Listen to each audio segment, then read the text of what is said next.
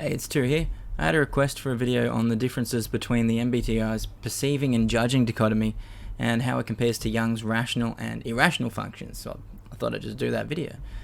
This is a great question because it's actually a large part of why the two models are completely incompatible with one another. I'll get straight into it. In the MBTI, perceiving functions are sensing and intuition. These are the same functions that Jung places as irrational functions. The judging functions in the MBTI are thinking and feeling. These are the same functions that Jung places as his rational functions. The problem is, despite sharing the same names, these are completely different things.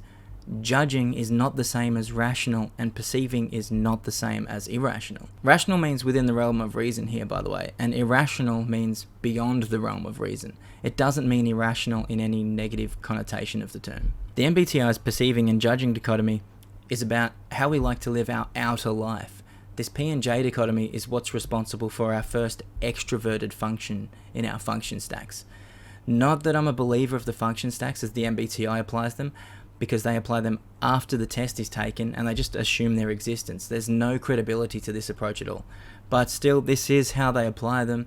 If you're a P-type, then the MBTI assumes you have an extroverted perceiving function as your first extroverted function, and this would be either sensing or extroverted intuition. If you're a J-type, then the MBTI assumes you have an extroverted judging function as your first extroverted function. So this would be your extroverted thinking or extroverted feeling. This runs into a huge problem when it comes to introverts because it messes with their type and turns it into this fake thing where introverts are supposed to lead with a function that literally isn't aligned with the choices they made in the MBTI itself.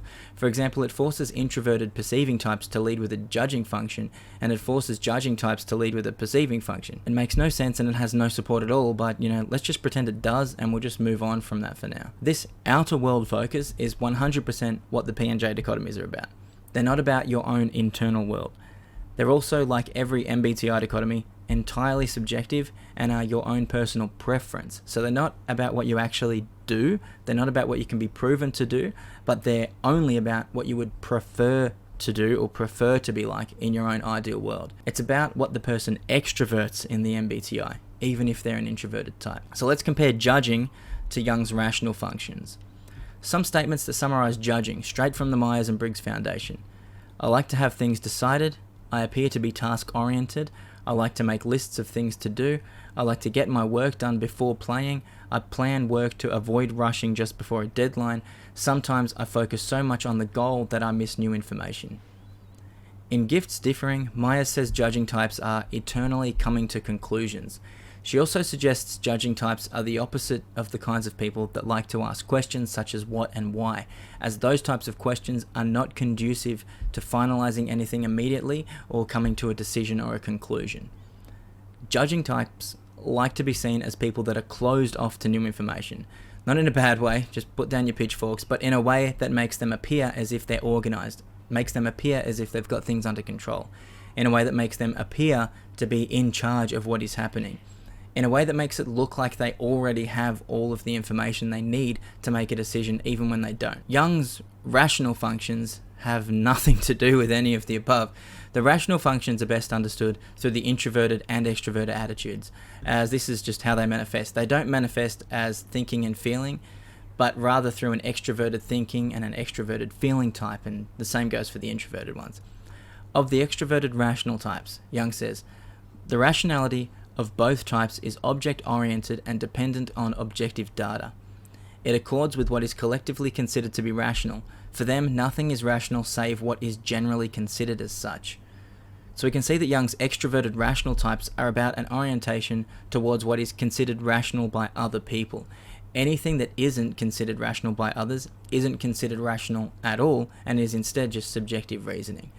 Incorporating what rational functions are, which are simply those bound by the laws of reason, then I think that seeing the extroverted rational types, the extroverted thinkers and feelers, as the kinds of people that like to make sure things are done in a way that is understood by the wider collective is a good idea.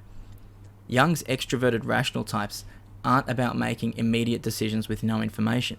Instead, in the context of making a decision, they'd be the types of people that are more inclined to make decisions along the lines of what they think makes the most sense according to everyone else that's involved. They're not about just making quick, completely personal judgments. They're not about shutting down new information. They're not about being task-oriented, they're just oriented towards thought processes that are aligned with what they believe to be essentially common sense. It's a completely different understanding than the MBTI's judging. Of the introverted rational types, Jungs says, the judgment of the introverted rational types is undoubtedly rational, only it is oriented more by the subjective factor. So the introverted rational types are oriented towards thought processes that make sense to themselves. They believe their own thoughts, their own feelings, their own decisions, their own interpretations of a higher importance and of more value than those of the wider collective. This me above them mentality is what makes them introverted in the first place, as that's really what introversion is. So we're seeing again that the MBTI's judging dichotomy is not aligned with Jung's rational functions, even from the introverted perspective. There are shreds of the MBTI's judging dichotomy to be found, but they're stretches and assumptions. The MBTI's judging and Jung's rational functions are not the same thing. To summarize, the MBTI suggests that judging is a preference for being seen by others as being task-oriented and being quick to make decisions, etc. But Jung's rational functions aren't about that at all, and are instead relating to an orientation towards rational thought processes, essentially. Things that make sense for both thinkers and feelers, according to either the wider collective, extroversion, or one's self, introversion.